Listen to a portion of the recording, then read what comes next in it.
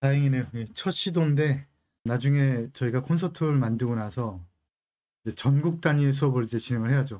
여러 좋은 강사님들 모시고. 그래서 시작할까요? 우선 제 소개해드리면 저는 재개발 연구회의 자문위원으로 있고 그룹핀 원격 평생교육원의 대표로 있는 전영진입니다. 제가 이번에 사실 저희가 재개발 수업을 그동안 제 재개발 연구회에서 계속 오랫동안 해오고 있었고요. 그때는 줌으로 하고 있다가 지금 저희가 이제 새롭게 시스템 만들어서 이렇게 라이브 스쿨로 진행을 하고 있는 거고요. 또 이거를 제가 이제 헤럴드 쪽에 같이 진행하는데 재개발 연구회 수업은 좀 되게 깊이 있게 좀 깊이 들어가는 수업이고 헤럴드 라이브 스쿨은 좀 초보자에 맞추려고 노력을 하려고 해요. 근데 저 같은 경우 다른 강사님들도 초빙을 하게 되면 모르겠지만 저는 그동안 좀 너무 어려운 수업을 해오고 있어가지고 이게 좀 쉬운 수업이 잘 되려나 모르겠어요. 난 최선을 다해 보도록 할게요.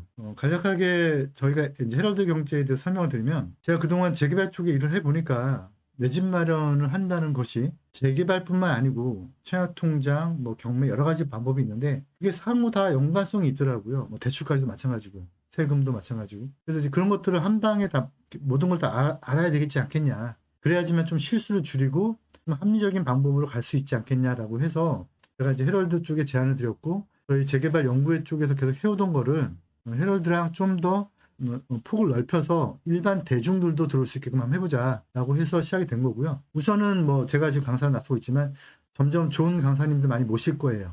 내 집 마련과 관련된 것들. 근데 이 컨셉은 각 분야에 계신 분들이 다 전문성 있으신 분들일 거고 뭐 그냥 뭐 이적 좋아요, 이적 물건 사세요 이런 분들 말고요. 정말 그 분야에 전문성을 가지고 계신 분들을 위주로 저희가 전문가 섭외를 하려고 하는데 그러더라도 되도록이면은 좀 현장에 있는 내용들과 그다음에 깊이를 좀 쉽게 풀어줄 만한 분들을 모시려고 해요. 사실 좀 그게 어렵긴 하더라고요.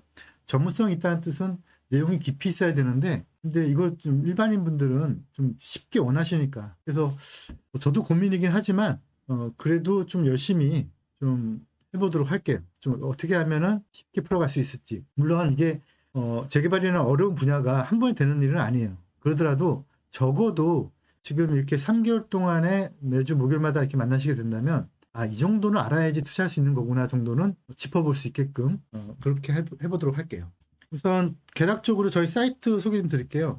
저희 재개발 연구회는 재개발 관련된 좀 깊이 있는 수업을 해오는 조직이고요. 제가 이게 예전에 사이트 없을 때에 오프라인으로 2003년도부터 했던 수업이니까 좀 내용이 방대해요. 그러니까 이제 재개발 관련된 정보나 자료들은 이제 여기 들어와서 보시면 될 것 같고요. 그리고 저희가 또 재개발 연구회에서도 라이브 스쿨 하고 있는데 물론 이제 여기도 열애비를 받고 있고요. 여기는 좀 이렇게 뭐 깊이가 좀 너무 깊이 들어가서 어려워하시는 분들이 많아서 이거는 입문자 분들보다는 좀 재개발에 관계되어 계신 분들, 뭐 중개업을 하시는 분들이나 또는 재개발에 좀 어느 정도 좀 인벌브가 돼 있는 분들이 좀 수업을 좀 많이 듣고 계시고 그렇게 희망하시는 분들이 많이 들어와 계시고요.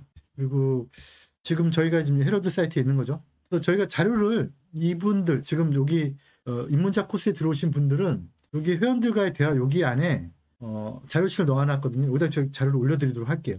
물론 회원이 아니어도 정규 과정에 결제하지 않으셔도 다운받아 보실 수는 있어요. 근데 회원들 미리 받아 보시고 그리고 수업을 들으시면은 좀 도움이 되시겠죠. 그리고 지금 다 들어와 계시니까 여기 계신 분들은 모르시는 분들을 위해서 설명드리면 여기 라이브 스쿨 들어가시면은 사이트로 보여드릴까요? 사이트로 보여드리면 여기 라이브 스쿨 들어가시면은 지금 들어와 계신 지금 그 화면 말고 여기 라이브 스쿨 들어오시면 지금 수업 들으실 수 있는 거고요. 수업 들은 건 이걸 녹화해 놨다가 그대로 여기 지금 클래스에 교육 영상에 또 들어갈 거예요, 여기에요. 그러니까 혹시라도 시간이 없어 놓친 강좌는 이제 여기 들어오셔 가지고 여기 커리큘럼 보면 이렇게 쭉 강좌가 있거든요. 그래서 올려 드릴 테니까 지금 재개발 연구에 했던 것들도 올려 놨으니까요. 들어와서 보시면 될 것 같아요. 아직은 지금 재개발 교육 과정밖에 없지만 나중에는 뭐 여러 가지를 더 넣을 거고요. 그때 되면은 다른 수업도 좀 들으실 수 있을 것 같아요. 다시 이제 오늘 수업으로 들어가면 그다음 또 마지막으로 이제 안내 드리는 거에 마지막으로요. 그 저희가 지금은 저희 사무실 또는 뭐 제가 또 어쨌든 또 집에서 이렇게 수업을 하는 거를 실시간 송출을 해서 수업을 듣고 계신데 저희가 이제 부동산 콘서트 홀을 만들고 있는 중이에요. 이제 인테리어 들어갔거든요. 그래서 2월 달 내지는 3월 달 정도쯤에 오픈할 거예요. 그러면은 지금 제가 이렇게 찍고 있는 거를 이렇게 콘서트 홀 무대 위에서 찍을 거예요. 그 앞에 방청석이 또 별도 마련될 거니까 혹시라도 이렇게 라이브 스쿨로 듣는 거 말고 현장에 와서 직접 강사를 보고 수업을 듣고 싶다라고 하시는 분들은 저희 사무실, 저희 부동산 콘서트 홀로 오셔가지고 합정동 7번 출구고요. 오시면은 지금 이렇게 녹화하는 모습 그대로를 이제 앞에서 방청객으로 보시게 될 거예요. 자, 이제 오늘 본 수업 들어가도록 할게요. 제가 미리 말씀드렸지만 제가 어려운 수업을 오래 하다 보니까 쉬운 수업을 하기가 상당히 어렵더라고요. 그러더라도 되도록이면 입문자에 맞게끔 최대한 쉽게 설명을 좀 드려보도록 할게요. 하지만 아무리 제가 노력을 해도 안 되는 게 또 있더라고요. 그래서 이건 도저히 너무 어렵다라고 하시는 분들은 자꾸 저희 커뮤니티 안에 들어오셔서 질문을 올려주시면 정말 성심성의껏 답변을 드리도록 할게요. 제가 그냥 이걸 알고 있다라고 생각이 들어서 그냥 불쑥불쑥 지나가는 게 있을 수도 있어요. 그러면 나 이거 너 모르는데 이거 내가 물어보기 좀 창피한 거 아니야? 이렇게 생각하지 마시고 그냥 자연스럽게 그냥 나 이거 모릅니다. 이게 도대체 무슨 얘기입니까? 이렇게 물어보시면 이게 혹시라도 이제 영상에서 물어보기 뭐하다면 이제 그런 커뮤니티 안에서 물어보시면 텍스트로라도 답변을 좀 드리도록 할게요. 재개발 투자가 부동산에서는 가장 꽃이라고 하죠. 상당히 어려운 분야이고 생각보다 전문가가 많지 않아요.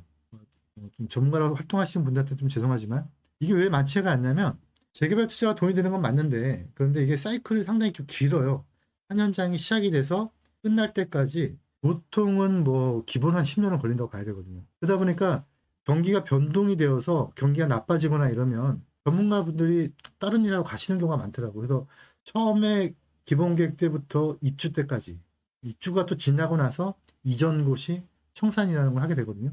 나중에 다 절차할 때 배우시게 될 건데 근데 그런 과정을 다 처음부터 끝까지를 경험해 보기가 좀 쉽지가 않은 것 같아요. 전문가가 한 번 이렇게 몰입하기가. 참고로 저는 95년도 말, 96년도부터 시작을 해서 지금까지 재개발 파트를 매진하고 있고요. 그러다 보니까 이제 기본계획 구역 지정부터 조합 설립, 조합의 업무, 정비업체 업무, 관련된 또 유관 업무, 그래서 조합원들 입주시키고 저도 입주를 하고 그 다음에 입주하고 나서 이전 곳이 청산까지를 여러 바퀴를 겪어봤어요. 그래서 아마도 제가 그래도 뭐 제일 많이 알고 있지 않을까. 물론 이론적으로 많이 아시는 분들도 있고 현장에서 또 투자만 많이 하고 있는 분들도 있는데 투자를 잘한다는 거와 이 재개발 속성을 잘 알고 투자한다는 건 좀 다르거든요. 그래서 제가 알려드리려고 하는 포인트는 이 재개발이 그치 어떤 메커니즘을 흘러가고 있다. 이런 것들을 이제 매주 1시간씩 3개월 동안 보여드리려고 해요. 이제 그래서 제가 오늘 시간은 그러면 이제 도대체 뭘 공부해야 되는지에 대한 목차를 한번 좀 다 짚어드릴 건데요. 목차가 도대체 내가 이거 알려면 뭘 잘 알아야 돼? 그 목차가 하나하나 어떤 의미가 있는지를 짚어드릴 거예요. 그래서 목차를 짚어드린다는 뜻은 앞으로 수업을 할 내용들을 다 짚어드린다는 거죠. 그래서 너무 내용이 방대해요. 사실 오늘 내용이 제일 방대한 분량이 될 수밖에 없어요. 근데 그거를 이제 다시 그 안에 하나하나를 좀 짚고 들어가야겠죠. 근데 오늘은 전반적으로 이제 앞으로 우리가 3개월이라고 하는 긴 시간 동안에 도대체 어떤 내용을 할 것이다. 그거를 좀 쭉 짚어드리도록 할게요. 현장에 가보시면 이제 이런 프랜카드들 많이 보시게 될 거예요. 뭐 어떤 데가 이제 재건축을 하려고 한다. 어떤 데가 뭐 안전 진단을 받았다. 뭐 제 딸내미가 어렸을 때 그러더라고요. 저 안전 진단 경축이 이게 저게 안전하다는 거야, 안전하지 않다는 거야. 저게 안전하지 않다는 판정을 받았다는 거야. 했더니 안전하지 않은데 왜 경축이라고 붙어 있어? 이렇게 그때는 이제 한글로 붙어 있었는데 그래서 초등학교 때 물어보더라고요. 그래서 제가 안전하지 않은 게 좋은 거야. 안전하지 않은데 왜 좋아? 이제 그렇게 저한테 물어본 적이 있었어요. 근데 안전하지 않은 게 왜 좋죠? 재건축할 수 있으니까 좀 어폐가 있는 거죠. 근데 그리고 이제 현장에 가다 보면 뭐 이게 재개발이라고 붙어 있는 경우도 있고 가로주택 정비사업이라고 붙어 있는 경우도 있어요. 또 어떤 경우는 도시개발이라고 붙어 있는 경우도 있죠. 뉴타운이라고 붙어 있는 경우도 있어요. 그다음에 또 요즘에 또 신속 통합계획이라고 붙어 있는 경우도 있고 노아타운이라고 붙어 있는 경우도 있어요. 또 역세권 시프트라고 역세권 사업이라고 붙어 있는 경우도 있고 뭐 되게 용어가 많아요. 그래서 이 용어가 많다는 뜻은 그 각각의 사업별로 큰 틀은 비슷하겠지만 각각의 사업별로 뭔가 색깔이 다르다는 거죠. 그래서 이 프랜카드가 걸려 있다라고 하면 아, 여기 현장은 어떤 사업을 하려는 거구나 라는 거 정도는 알고 계셔야 된다는 거예요. 그리고 또 이게 있어요. 어떤 사람이 이 현장에 들어가서 물건을 한 50개 사요. 그 다음에 프랜카드 걸어. 그러면 이제 아무것도 모르시는 분들은 여기 프랜카드 걸렸네? 재건축 되나 보다. 재가별 되나 보다. 그럼 나도 들어가 살까? 근데 걔 물건을 누구 거 사냐면 이 프랜카드 건 사람 거 사는 거죠. 그럼 이제 그 물건을 비싸게 주고 사는 거예요. 그럼 이제 그분들은 다 물건 팔아먹어. 그 다음에 이제 프랜카드 걷고 이제 가는 거죠.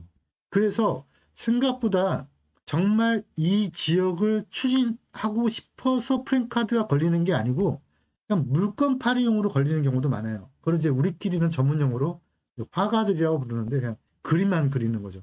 화가들이 들어와서 그 그림, 그 동네를 어떻게 개발할 거라고 정말 도시 계획 입안자가 그리는 게 아니고요.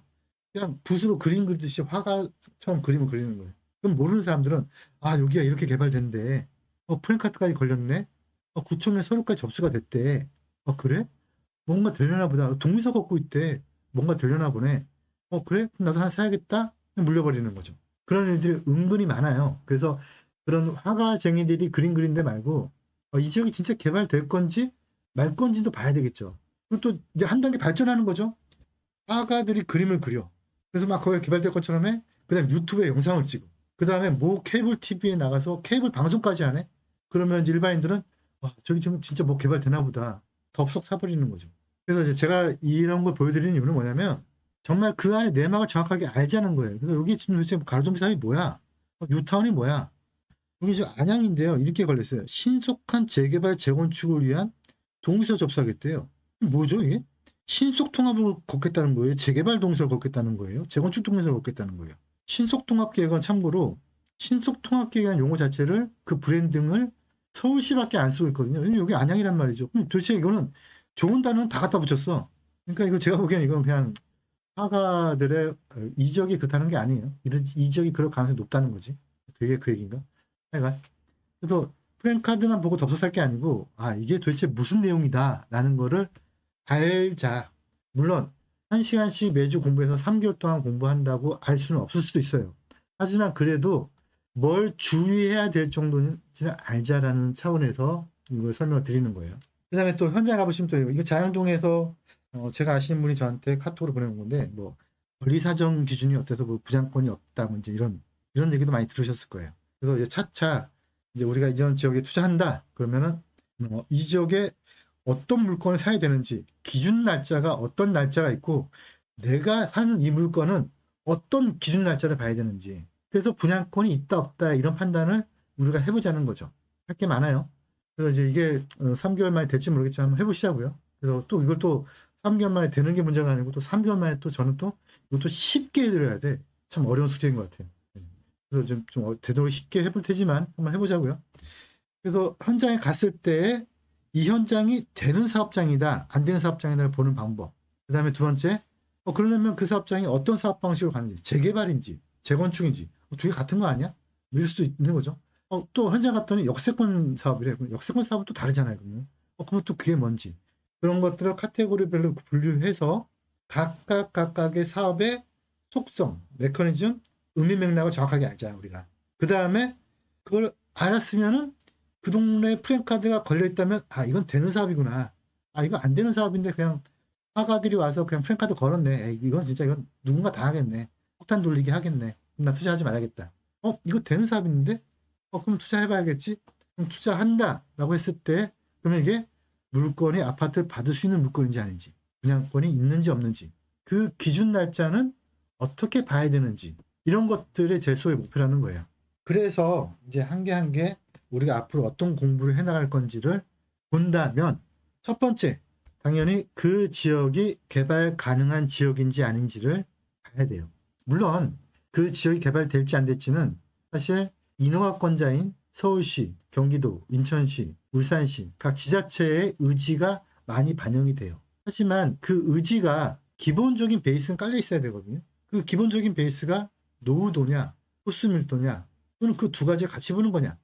이게 또 제가 좀 쉽게 해낸다고 했는데 또 어려워질 수 있겠네요. 얼마큼 노후도가 됐는지, 얼마큼 사람들이 많이 복잡하게 살고 있는지, 얼마큼 도로 요건이 좋은지, 이게 접도율이라고 불러요.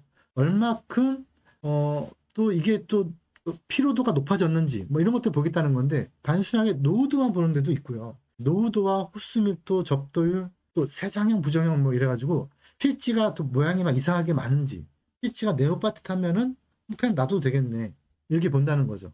그래서 그런 요건이 만족이 되면 그러면 이제 지자체에서 검토가 들어가는 거거든요. 그래서 개발 가능한 지역인지 아닌지를 보는데 이게 뉴타운 다르고 재정비 촉진지구 다르고 역세권 다르고 또 가로세 정비 사업 다르고 달라요. 그래서 이게 3개월 안에 다 안 되겠지만 적어도 이 현장은 어떤 사업장이다. 그러면 여기는 노후도가 몇 프로가 돼야지 구청이 검토를 하는구나. 그럼 그걸 뭘 봐야 되지? 네이버 지식 검색 이러면 안 되신다는 거죠. 네이버 지식 검색 답변 누가 하는 거예요?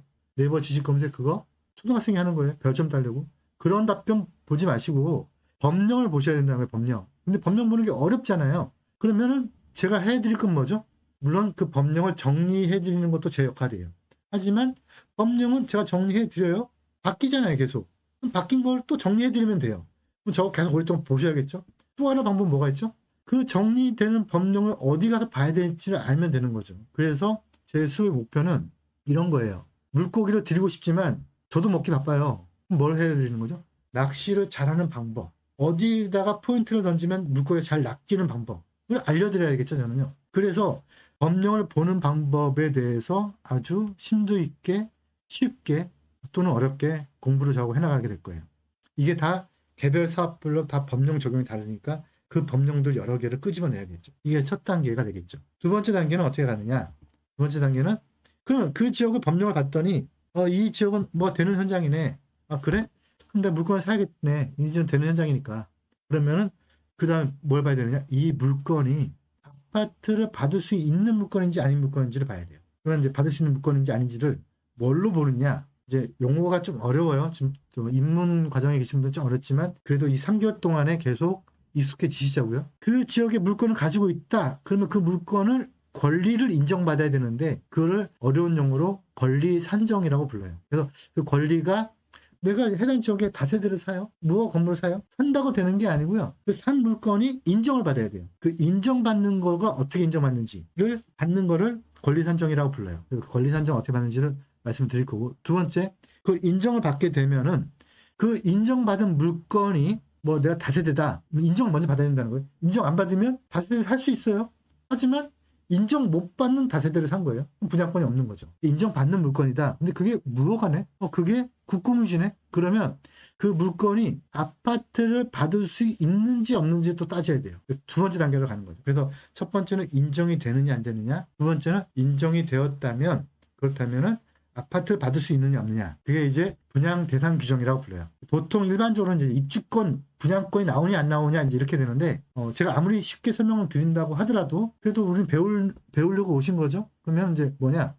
조합원들은 분양권 입주권이라는 표현을 쓰기도 하지만 법률상에서 쓰고 있지 않아요. 법률상에서 뭐라고 쓰고 있냐면 분양 대상이냐 아니냐를 따지고 있어요. 그래서 권리를 인정받는 물건이 분양 대상까지 연결되느냐 안 되느냐를 따진다는 거죠. 그런 다음에 그 물건을 내가 샀어요? 그럼 이제 그 전 소유자한테 내가 사야 되는 거죠. 이거 사는 거를 승계받는다고 하죠. 매매가 돼서 승계가 되는 거죠. 그러면 그렇게 승계가 될 때 사는 거는 문제가 안 되는데 그 사람이 아파트를 받을 수 있는 권리까지도 같이 승계가 돼야 되거든요. 이거가 입주권, 일반인들이 부르는 그 입주권, 물건을 가지고 아파트를 받을 수 있는 조합원의 권리가 승계되는지 안 되는지를 또 따져야 돼요. 이건 살 수 있다 없다의 문제는 하고는 다른 문제예요. 살 수는 있지만 그래서 나한테 물건이 왔지만 승계가 안 될 수도 있다는 거죠. 그래서 산다는 개념과 승계된다는 개념이 다른데 그 승계를 막을 수 있는 거거든요. 그래서 승계되는지 안 되는지 또 따질 거고요. 그 다음에 잘 승계를 받았어요. 승계를 받았는데 그 받은 승계 물건 가지고 내가 조합에 가서 아파트를 달려고 이렇게 요청을 하는 거죠. 아파트 주세요. 근데 조합에서 엄밀하게 말하면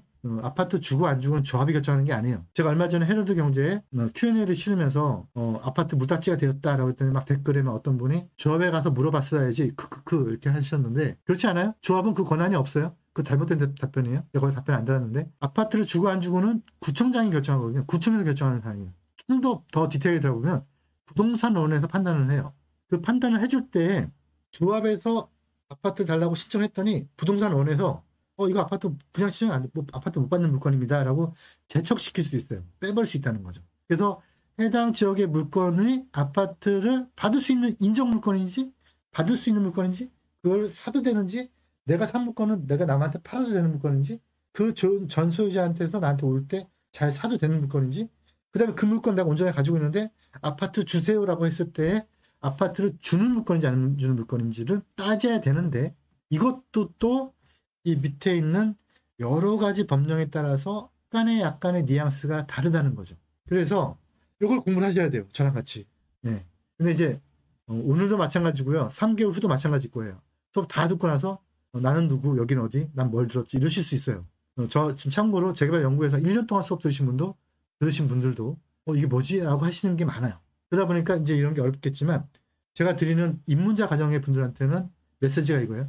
되도록이면 올바른 투자를 하려면 다 아셔라. 본인이 직접. 하지만 그게 너무 어렵다면 적어도 그런 내용을 아는 사람한테 그 내용을 캐치를 받을 수 있는 상담을 받으셔라. 그게 저겠죠. 그럼 이제 저희 커뮤니티에 와서 번지까지는 오픈하지 않더라도 이런 물건 사려고 봤더니 이런 좀 위험성 있는데 이거 물건 아파트 받을 수 있는 거예요? 이거 제가 사도 되나요?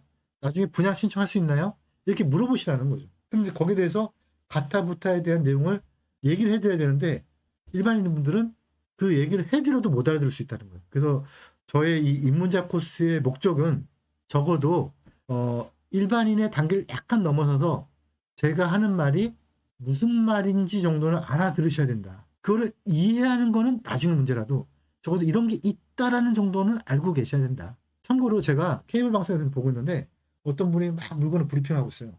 케이블 방송, 노케이블 방송에서. 근데 제가 이게 물딱지야. 근데 그 전문가 또 제가 아시는 분이에요. 그래서 전화 드렸어요. 그 물딱지라고. 그때 몰랐대 본인이. 그거 팔고 계신 거예요 방송에서. 그런 일들이 은근히 많다는 거죠. 그래서 그거를 물딱지냐 아니냐를 판단하는 법적인 요건을 막 공부하고 이런 거는 어렵다라고 하더라도 이런 게 있구나 정도 알면은 좀 조심스럽게 접할 수 있다는 거죠. 그래서 너무 어려운 얘기를 하는 것 같지만 이런 것들 다 알고 나면 정말 좋은 물건을 정말 잘 고르실 수 있는 거예요. 그런 다음에 이제 그런 물건을 샀어. 이제 아무런 문제도 없어. 그러면 이 물건을 가지고 내가 얼마를 벌 수 있는지를 계산을 해야 된다는 거죠. 제가 예전에 2002년도인가 부산에 내려갔는데 물건이 널려 있더라고요. 좋은 물건이.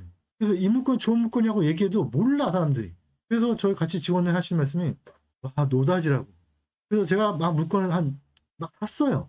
산 다음에 팔려고 했더니 이게 안 팔려요. 좋은 물건임에도 불구하고. 왜 안 팔려요? 이게 또 좋은 물건인지 모르시는 거예요. 부산에 계신 분들이. 근데 물론 지금은 달라요.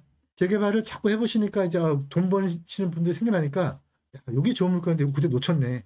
그래서 그 구조를 알아야 돼요. 남들이 생각하는 이게 좋은 물건, 나쁜 물건이 재개발, 재건축의 관점과 그냥 부동산을 내가 이거를 살려고 하는 일반인의 관점하고 다를 수 있다는 거예요. 그래서 일반인의 관점에서 봤을 때는 나쁜 물건인데 재개발 물건으로 봤을 때는 좋은 물건도 있고요. 또는 반대도 있어요. 일반 물건은 되게 좋은 물건인데요. 재개발 물건을 봤을 때 되게 나쁜 물건도 있거든요. 그래서 그렇게 판단을 하려면 뭘 해야 되느냐? 그 여러 가지 사업 방식별로 이 물건이 얼마에 나한테 분담금이 주어지고 얼마의 추가 부담금을 내야 되고 얼마의 추가 부담금을 덜 내고 결국은 내가 사업비를 얼마 더 내고 덜 내고를 그 해당 물건별로 분석을 해봐야 된다는 거죠. 그래서 그거를 하는 거가 이제 세 번째 순서가 될 거예요. 앞으로 해나갈 공부들을 순서를 잡아드리는 거예요. 그 다음에 아무리 그런다고 하더라도요. 그 지역이 개발이 안 되면 끝나는 거죠. 그때 제가 중요하게 보는 게 뭐냐면 주민들의 의지예요. 법률 요건 맞아요. 노후도 맞아. 구청의 의지 있어요. 개발하겠대. 근데 현장 가봤어요. 현장 가봤더니 현장 주민들이 아무도 개발하고 싶지 않아 해. 그러면 개발이 안 되는 거죠. 왜냐? 재개발 재건축은 동의율 사업이기 때문에 그래요. 동의를 거쳐야 되는 사업이기 때문에. 경동시장에 가보시면요. 그 현장은 지금 전체 현장이 전부 다 노후화돼 있어요. 기와집도 있어요. 그런데 동의서 아무도 안 내요. 왜요? 하루하루 돈을 버시는 분들이고요. 심지어는 한 달 매출이 막 5억, 10억 있는 현장도 많아요. 그런 낡은 창고에서 돈을 한 달에 뭐 5억씩 벌고 있는 거죠, 매출이. 그런 분들은 재개발한다고 한 5년 서놔버리면 막 50억 날아가는 거예요. 그런 현장은 노후도가 되어도 개발에 동의가 안 된다는 거죠. 그래서 참고로 제가 이제 재개발 연구에서는 현장 탐방도 하고 있죠. 현장 탐방의 목적은 뭐냐면 지도상으로 봤을 때 또는 법률의 요건으로 봤을 때만이 아니고 현장의 스토리는 또 달라질 수 있다는 거예요. 그래서 현장의 스토리를 읽고 그 주민들의 니즈를 읽었을 때 이 현장이 재개발 되는 거구나. 이렇게 보셔야 된다는 거죠. 근데 이제 또 하나, 이거는 이제 이번 수업에는 없고요. 입문자 과정에서는 없는데 이제 또 더 깊이 수업을 하다 보면 이제 이런 게 있어요.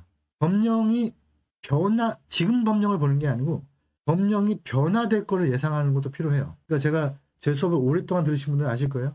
이제 노후도 요건이 완화될 것 같다든가 아니면은 재개발 요건이 완화될 것 같다든가 역세권 활성화 기준이 좀 강화될 것 같다든가 이런 얘기를 제가 은연중에 하는 경우가 있거든요. 그러면 그게 어떤 경우는 맞기도 하고 어떤 경우는 틀리기도 하지만 전반적으로는 흐름이라는 게 있어요. 흐름. 그래서 이제 좀 더 이제 이 분야에 대해서 내 집 마련으로 그치는 게 아니고 좀 더 공부를 많이 해서 정말 이걸 내가 진짜 업으로 한번 하고 싶다. 그래서 그냥 1년에 한 두 개 물건만 잘 투자해서 연봉 한 5억 벌고 싶다. 이런 분도 있을 수 있는 거죠. 뭐 세금 내 거 내고 불법 행위를 하자는 게 아니고요. 뭐 이게 뭐 투기냐 투자냐 뭐 이런 얘기들은 변론으로 하고 뭐 정의란 무엇인가 이제 이거는 뭐 각자 도덕적인 관점을 보시고 그런 게 아니고 내가 부동산 잘 투자하면 돈 될 것 같은데 나 전업 투자로 가겠다. 1년에 재개발 투자 한 2개씩만 해서 돈을 이렇게 벌겠다고 나머지는 내가 개인적인 생활 할 거야. 이러시는 분들은 법령의 변화도 읽으셔야겠죠. 그러면 노는 것 같지만 그런 것도 되게 할 일이 많아요. 법령도 다 따져봐야 되고 이런 것까지 하면은 이제 전문 투자자가 되겠죠. 이제 그래서 이제 그런 것들과 또 반대로 이제 점점 멀어지는 현상도 있을 수 있는 거죠. 현행법에서는 되는데 안 되는 현상도 있고요. 현행법에서 안 되는데 되는 현상도 있어요. 이제 그런 것들을 이제 뭐 저하고 또 이제 3개월로 공부로 끝나실지 또는 제가 이제 라이브 스쿨 진행하면서 이제 콘서트를 만들면 현장도 오시겠죠. 이제 그러면 또 더 길게 인연되고 하면은 그러면 옥석을 가리는 훈련들, 뭐 유튜브에서 어떤 사람이 어떤 현장 좋다고 얘기해, 뭐 이러면 그거 다 그 지역 물건 팔아먹으려고 하는 거잖아요. 이제 그러는 게 아니고 진정으로 좋아서 파는 사람도 있을 수 있겠죠. 그러면 그 현장이 좋은지 나쁜지를 좀 판단하는 방법을 이제 우리가 이제 공부 한번 해보자. 그래서 절차를 이제 앞으로도 이제 공부를 하게 될 건데요. 절차는 뭐냐면 말 그대로 이제 재개발 진행이 흐름이에요. 그래서 이제 처음에 기본 방침 있고 그다음에 기본 계획이 수립이 되고 주민 의견 청취를 하고 그다음에 지방의회 의견을 받고 기본 계획 확정시키고 그런 다음에 정비구역 지원되고 빨리 진행하는 거예요. 근데 입문자 과정에서는 모르신다고 이번은 그냥 패스하세요. 이런 게 있다 정도로만 가세요. 뭐 추진위원회 구성을 하고 그다음에 조합설이 인가 받고 사업시 인가 받고 나중에 할 거예요. 관리처분 계획 받고 이주 철거 공사 개시 공사 완료, 이전고시, 해산, 청산 이렇게 배우게 될 건데 근데 이게 뭐지? 이거 내가 다 공부를 해야 된다고? 당연히 공부를 해야 되는데 제가 드리고 싶은 말씀은 이거예요. 이거 여기 관리처분 계획 공사 개시, 공사 완료, 해산 요 중간에 여기에 들어갈 말은 무엇입니까? 뭐 저거 좀 같이 공부해서 시험 공부할 거 아니잖아요. 그럼 뭐 제가 시험 문제를 내요. 여기에 들어갈 말은 무엇입니까? 이전고시 외우시잖아요. 그래서 제가 그렇게 공부하면 안 된다라는 걸 말씀을 드리려는 거예요. 우리가 여지껏 공부한 방식이 어떤 방식이냐면 이런 거죠. 베토벤이 월강 소나타를 지었대. 베토벤의 월강 소나타. 조합설 인가 다음에 사업시 인가래. 조합설 인가 다음에 사업시 인가. 이렇게 공부해서는 안 될 거리를 말씀드리는 거예요. 베토벤의 월강 소나타를 다 알지만 틀어놓으면 아무도 몰라요. 왜냐? 암기식으로 배웠기 때문에. 그러면 우리가 공부할 건 뭐냐? 베토벤의 월강 소나타가 어떤 멜로디로 음악이 구성이 되어 있는지를 알아야 된다는 거죠. 그래서 이 복잡한 이 단계를 우리는 외울 거리가 아니고 이게 어떤 멜로디로 흘러갈 거냐라는 거죠. 조합 설립인가는 음악이 흘러가는 단계에서 어떤 단계인지 인트로 단계인지 중간에 뭐 과가강 하는 단계인지 관리처분 단계는 그러면 뭐 어떤 단계인지 멜로디를 알아야 된다는 거예요. 그래서 어떤 의미 맥락, 어떤 멜로디 구조인지를 알려드리는 게 제 수업의 목표고 그걸 알려드리기 위해서 제가 이제 이런 수업을 하고 있는 거죠.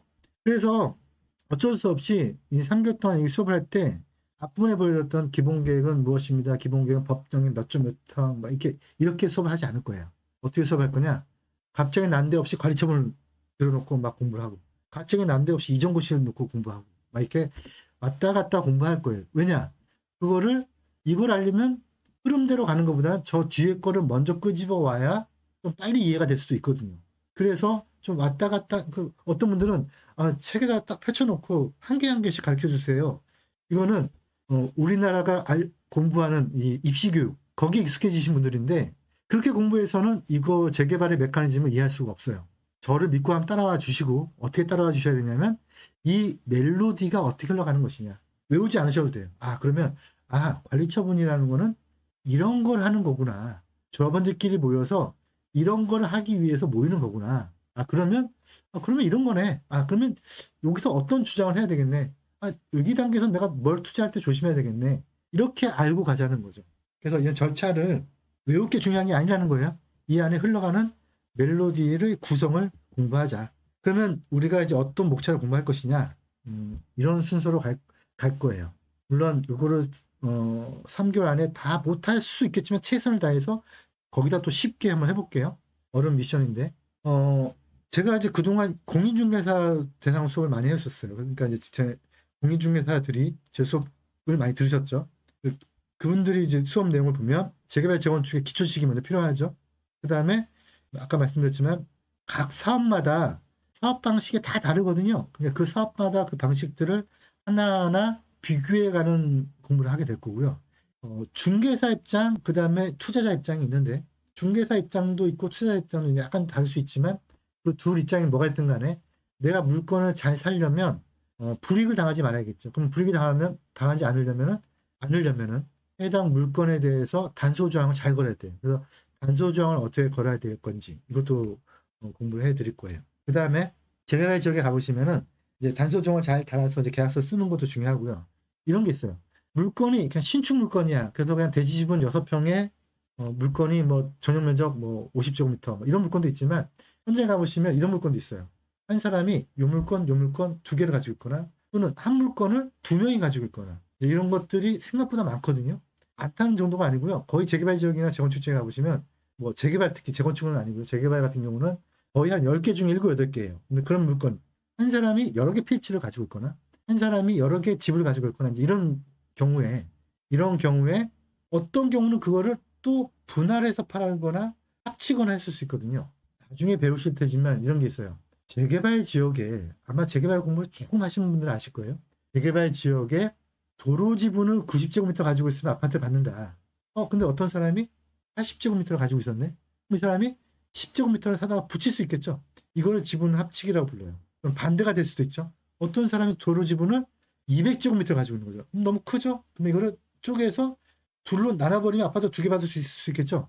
꼭 된다는 게 아니고 이걸 지분 쪼개기라고 부르고 지분 합치기가 있을 수 있고 지분 쪼개기가 있을 수 있어요. 그러면 이제 그런 물건들에 따라서 지분 합쳐진 날짜, 지분 쪼개진 날짜에 따라서 아파트를 받을 수 있다 없다가 정해지는 거죠. 그래서 그런 지금 제가 도로 지분만 얘기를 했는데 신축 쪼개기도 있을 수 있고요. 신축을 지어서 쪼개는 거, 다가구를 다세대로 분리해서 쪼개는 것도 있을 수 있고요. 사례가 되게 많거든요. 그래서 그런 유형들을 쫙 공부해 나가게 될 거예요. 그럼 그 유형에 따라서 또 기준위를 봐야겠죠. 그런 다음에 그럼 그런 쪼개기를 하는 거 이유는 뭐냐? 누군가 돈을 벌려고 하는 거잖아요. 그 사람들은 그럼 어떤 돈의 구조냐? 어떤 돈을 벌기 위해서 그런 쪼개기와 합치기를 하느냐? 그런 거 알려드릴 거고요. 그럼 쪼개기 합치기에 대해서 지분 날짜가 또 어떤 건 되고 어떤 건 안 되고 막 있거든요. 그러면 그게 신통은 언제고 뭐하는 언제인지에 대한 그걸 권리산정 기준이라고 불러요. 쪼개고 합치고 짓고 뽀개고 다가구를 분할하고 막 이러는 거. 다가구 한 채를 다가구 다세대 6채로 분할하고 막 이러는 거 있잖아요. 그런 것들의 기준일들 다 배우게 될 거예요. 그 다음에 일반인들은 요즘은 그렇지 않은데 제가 이제 2003년도에 제가 이런 수업을 처음 시작했었는데요. 2003년도에 첫 수업 시작할 때만 해도 재개발 재건축이 차이점을 모르신 분도 많았어요. 요즘은 그 정도는 아니죠. 요즘 많이 알고 있죠. 거기에 전 제가 일목했다라고 봐요. 제가 유탄 신문도 만들고 재개발 재건축 오프라인 수업도 하고 온라인 강좌도 많이 열고 하면서 근데 그러다 보니까 이제 많이 알게 됐지만 그래도 아직도 모르시는 분들이 많다면 재개발 재건축은 차이점이 뭔지 차이점이 뭔지를 안다는 뜻은 아까 말씀드렸던 메커니즘이 다르다는 거죠. 메커니즘이 다르다는 뜻은 권리와 의무도 다르다는 거예요. 그러니까 그걸로 끝이 아니죠. 모아타운도 있고 신통기획도 있고 역세권도 있고 그게 법령이 달라요. 모아타운은 어려운 거 얘기할게요. 빈집 및 소규모 정비사업법이에요. 신통기획은 도시 및 중앙의 정비법이에요. 법령 적용이 다르거든요. 그래서 법령마다 또 다 각각의 사업들, 뭐 자유주택 정비사업, 소규모 재개발, 소규모 재건축, 뭐 신통, 재정비 촉진, 모아, 관리지역 이런 것들 다 하나하나 전체 다를 공부하려면 몇 년이 걸리겠지만 그 정도는 아니더라도 하나하나 그래도 좀 뉘앙스가 어떤 뉘앙스가 있는지를 우리가 공부해보자라는 거죠. 그걸 하게 될 거고요. 그 다음에 해당 지역에 가면 물건 산단 말이죠. 내가 사는 금액이 있고 해당 조합에서 그거에 대해서 권리를 인정해주는 금액이 있어요. 그거를 이제 전문 용어로는 권리가액이라고 부르는데 일반인들이 그걸 이제 감정평가라고 많이 알고 계시죠. 물론 틀린 말은 아니에요. 근데 나중에 이제 공부를 천천히 하다 보면은 감정평가랑 권리가가 약간 다른 개념이긴 한데 이게 입문자 가정이니까 이제 그냥 통틀어서 그냥 감정평가라고 얘기를 할게요. 그러면 감정평가 금액이 나오는 거가 나중에 내가 아파트를 받을 거에 대해서 빼주는 금액이 될 건데, 감정평가 금액은 만약에 1억 나오는데 나는 그걸 5억 주고 살 수도 있단 말이죠. 그러면 나는 감정평가 금액이 1억밖에 안 나오는 물건을 5억 주고 산다는 얘기는 4억을 프리미엄으로 줬다는 뜻이거든요. 그러면 내가 5억 주고 산 이 물건이 감정평가가 얼마 나오는지를 알아야 돼요. 알 수 있는 방법이 사업 시에 인가가 나면 공표가 되니까 알 수가 있는데, 그 전에 투자하는 경우도 많이 있다는 거죠.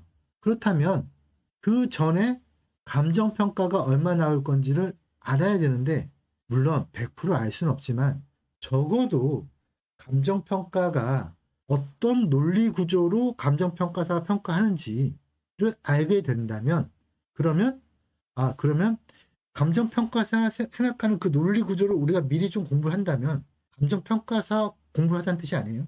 재개발의 물건을 감정평가사가 어떤 논리로 감정평가하는지에 대한 그 논리 구조를 안다면 적어도 그 사람의 생각을 엿볼 수가 있다는 거죠. 그래서 감정평가가 얼마 나올 건지를 어느 정도는 추정할 수 있다는 거예요. 맞지는 않겠지만, 소수점 끝자리까지 맞히지 못하겠지만 적어도 큰 틀에서의 의미는 우리가 알 수 있다는 거죠. 그래서 감정평가가 어떻게 매겨지는지, 이런 것들을 또 방법을, 감정평가사가 어떤 논리 구조를 하는지를 우리가 좀 공부할 시간을 갖게 될 거예요. 또 하나 헷갈려 하시는 게 뭐냐면, 그런 분들이 제 수업을 많이 듣지는 않으실 건데 가끔 가다가 재개발에 반대하시는 분들 제 수업을 들어요. 난 재개발 싫어. 난 어떻게 반대하면 좋겠어?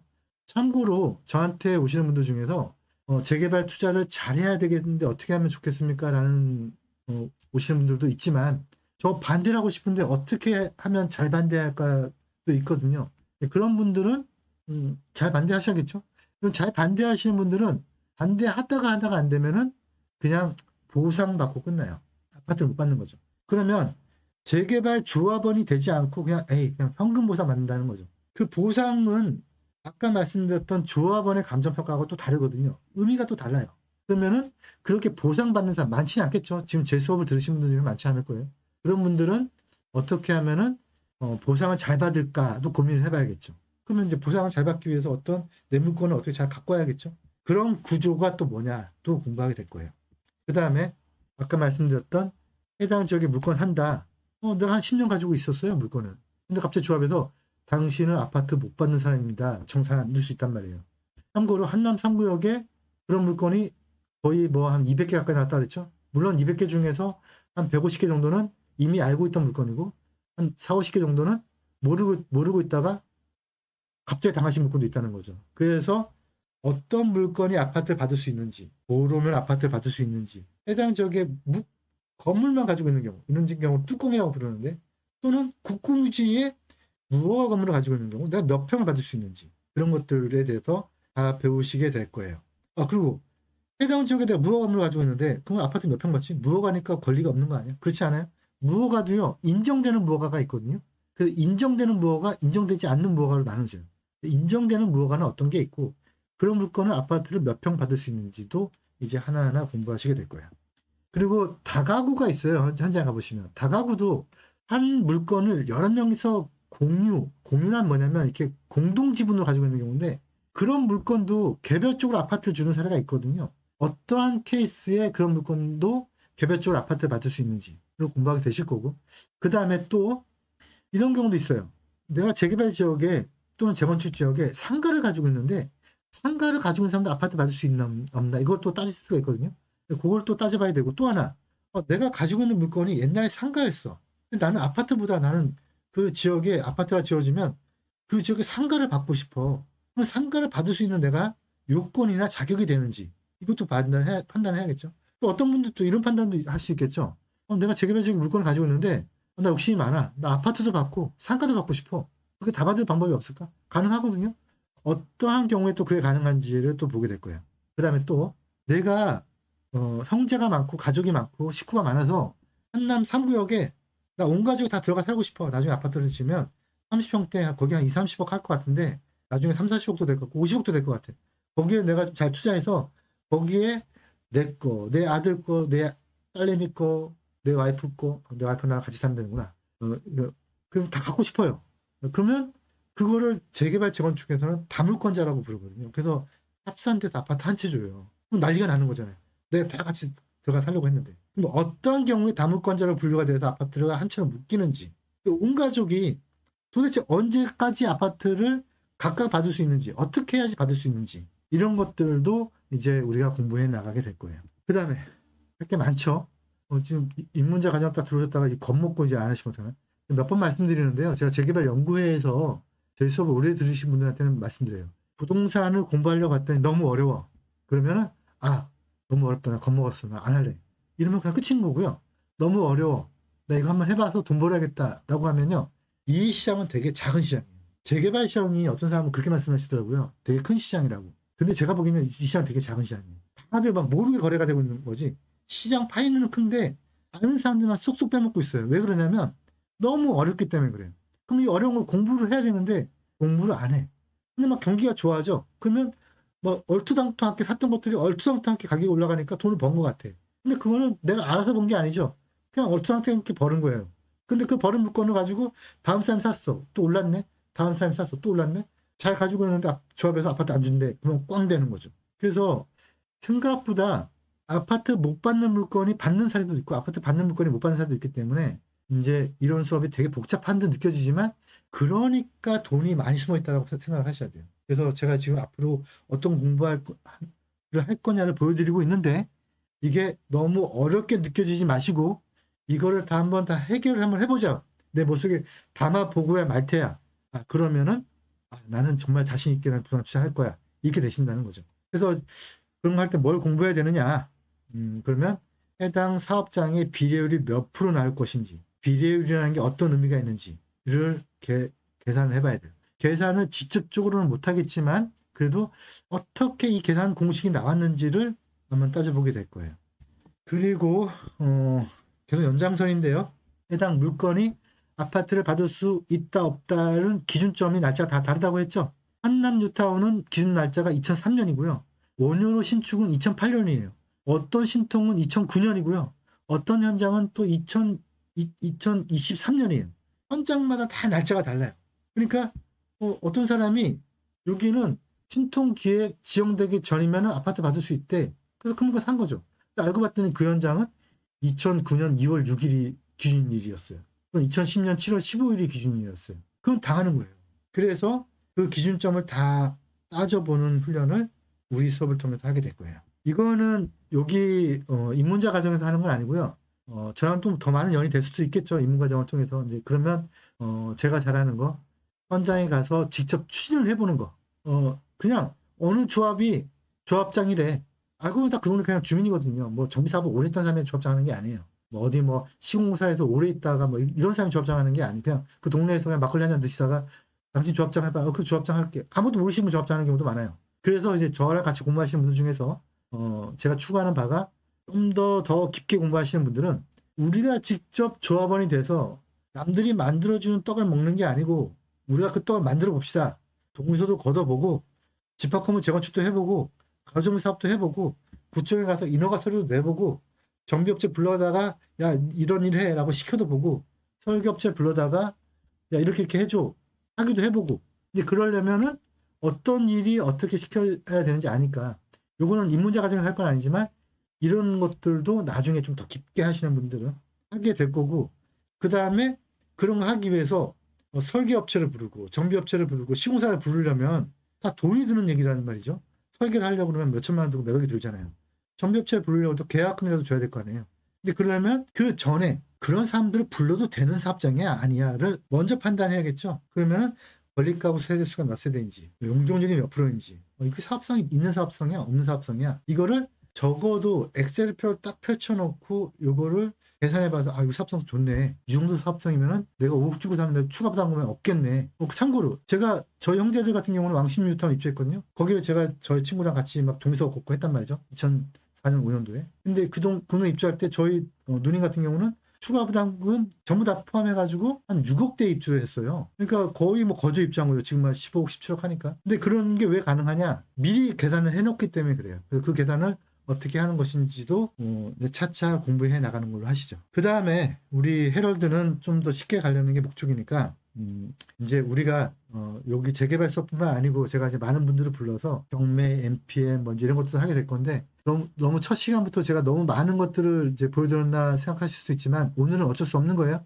이런 공부를 하려고 제가 다 그냥 머릿속에 우겨넣고 있는 거라고 생각하시면 될 것 같아요. 전체가 너무 크다. 근데 이것들을 한번 3개월 만에 풀어보겠다라는 취지에서 설명을 드린 거니까 오늘은 그냥 목차 정도 앞으로 우리가 어떤 공부를 할 것이다라는 다짐, 이제 이런 공부를 하는구나. 한번 해보자. 이런 다짐 정도로 이해해 주시고 오늘은 그냥 머릿속에 안 담으셔도 돼요. 그냥 이런 게 있구나 정도로 생각하시고 이제 이런 걸 이제 하나하나 한번 해보자. 그래서 다음 주부터는 이제 하나하나 공부를 직접적으로 하는 시간을 갖도록 할게요. 제가 헤럴드 사이트에다가 커뮤니티를 만들어 놨으니까요. 거기다가 질문이나 올려주시면은 제가 성실하게 답변을 드릴 거고요. 그리고 저희 재개발 연구회 사이트 오셔도 돼요. 거기 오셔도 제가 답변을 드리도록 할게요. 이제 헤럴드 교육생입니다라고 이렇게 하시면 될 것 같고요.